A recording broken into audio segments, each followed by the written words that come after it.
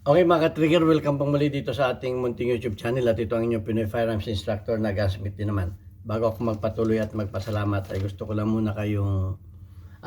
munang basahin ang ating content ngayon mula sa katanungan ni Renz Uganda. Ang sabi niya, Sir, tanong ko lang po pala kung matibay ba ang yung recoil spring ng Glock 23 Generation 4. Salamat po, God bless. Okay, ito ay hindi lamang sa Glock 23 Generation 4. Sa lahat na ito ng Glock ang aking content ngayon. Kaya kung kayo ay may Glock, makinig kayo at panoorin, tapusin ninyo itong video. Okay, bago yan ay gusto ko lang muna kayong pasalamatan dahil sa inyong pagla-like at pag-share ng ating mga videos dahil tayo ay umabot na sa 48,000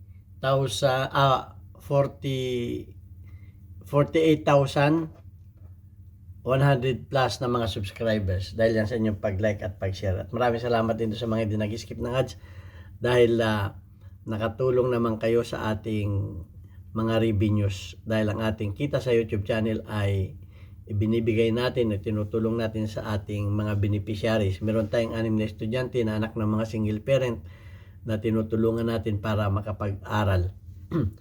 Okay yan. At maraming salamat din sa nagpadala dito sa ating GCash number. Huwag po kayong tumawag dyan para bumili ng baril. Wala po kaming pinagbibiling baril. Mag-message lamang po kayo dyan kung kayo ay may papaabot na tulong sa ating mga beneficiaries. Para po yan sa ating mga beneficiaries lang. At mag-message kayo para kayo ay ma-recognize ng ating YouTube channel kagaya ni Sir Noli P. sa America ng Virginia, USA. Maraming salamat, Sir, sa patuloy na suporta ninyo sa ating YouTube channel, lalo tigit sa ating mga beneficiaries. Pagpalain kayo ng ating Panginoon.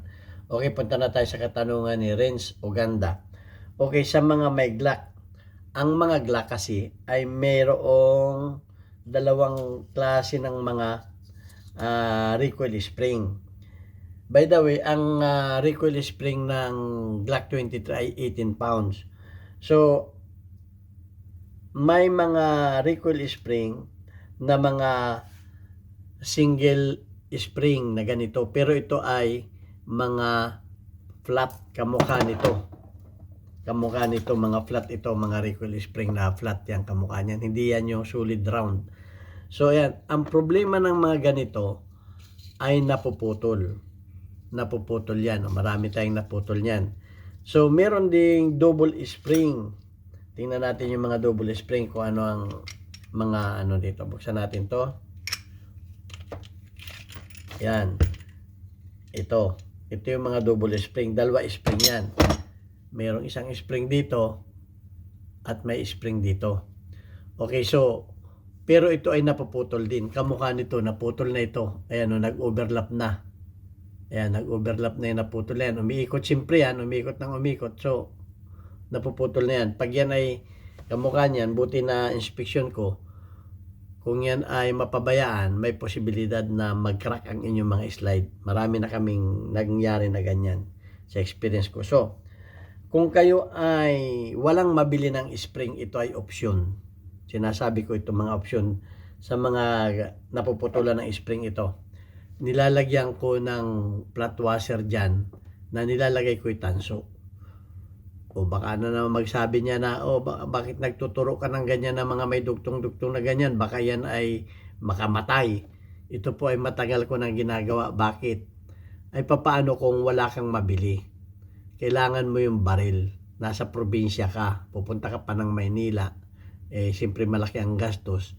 O di kaya pagdating mo ng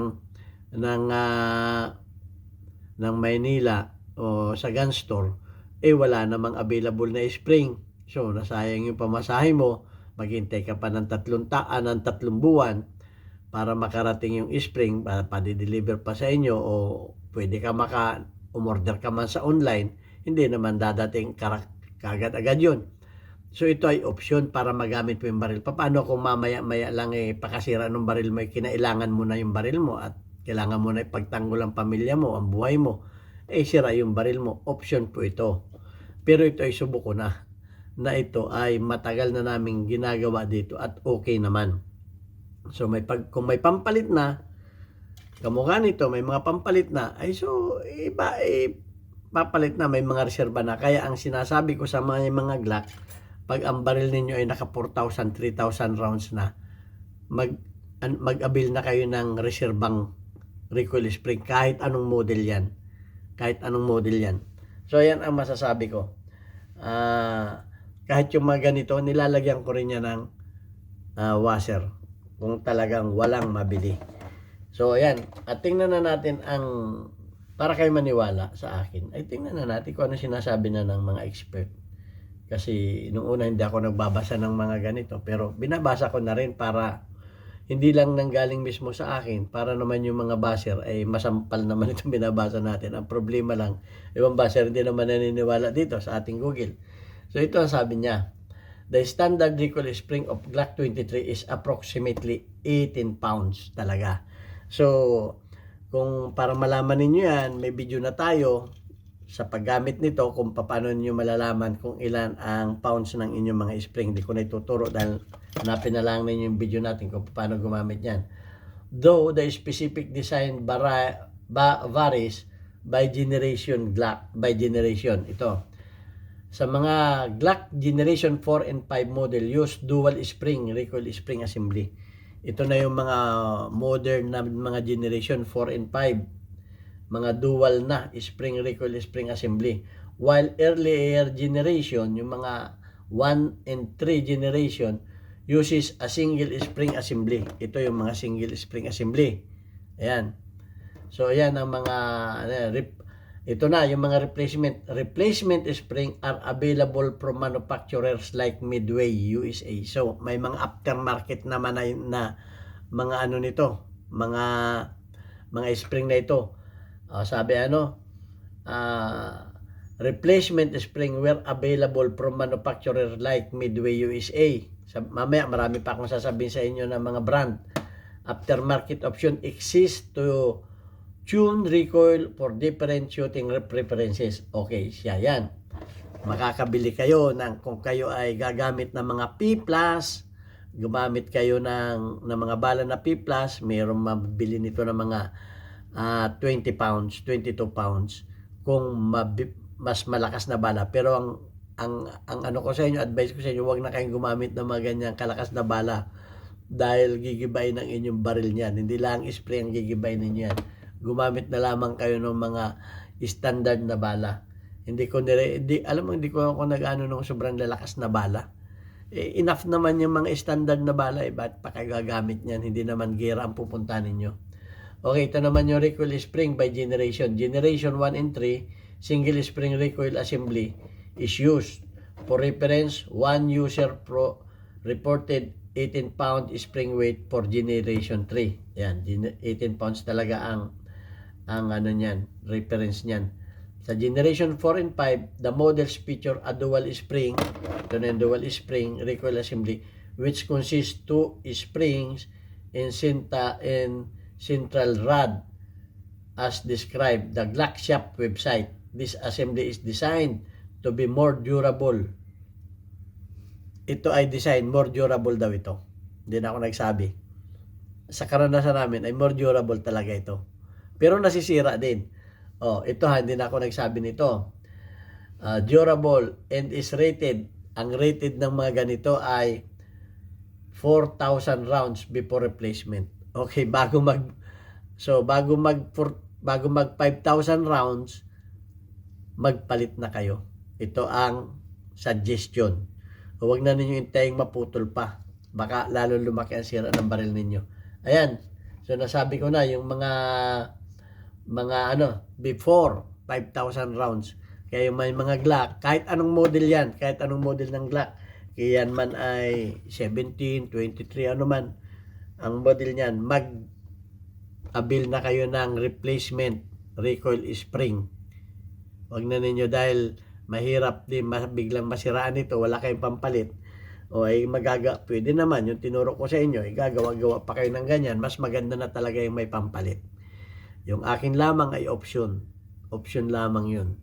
Okay, so, baka yung iba kasi hindi naintindihan ko anong ibig sabihin ng option. Meron dyan. Nakipagdebate sa akin, hindi alam ang ibig sabihin ng option. Ang sabi ay conversion. conversion, hindi man po option yan. Okay, so, ayun ang masasabi ko sa inyo dyan. So, ayan, at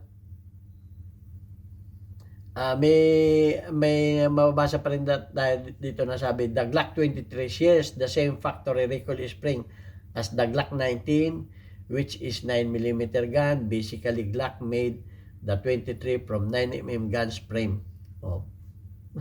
Ito basically Glock made the Glock 23 from 9mm Glock frame. So yan, so maraming ano dito. So ito yung mga brand. Tingnan natin yung mga brand ng mga ano.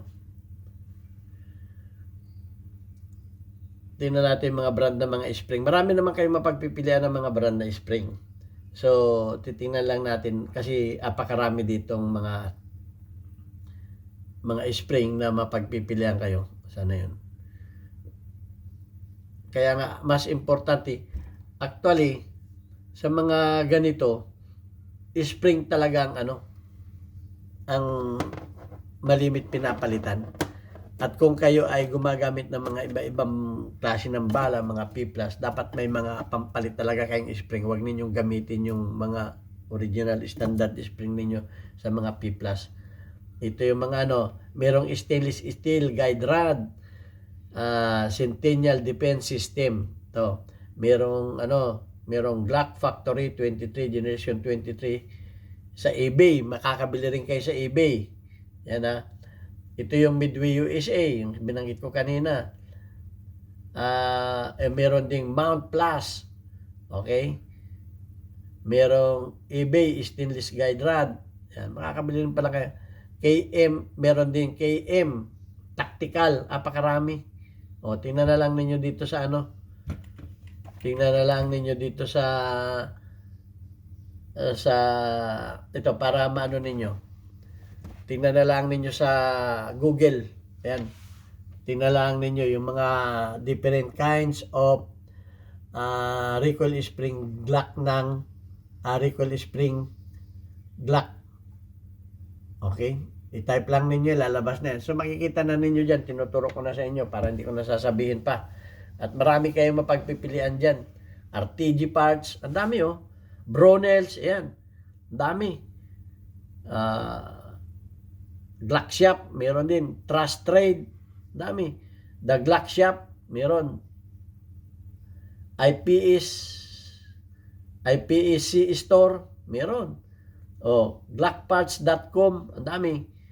Okay, so ayan, mapagpipilian niyo accessories tools, TAC-X, ang daming madaming available na mga spring, hindi kayo mawawalan.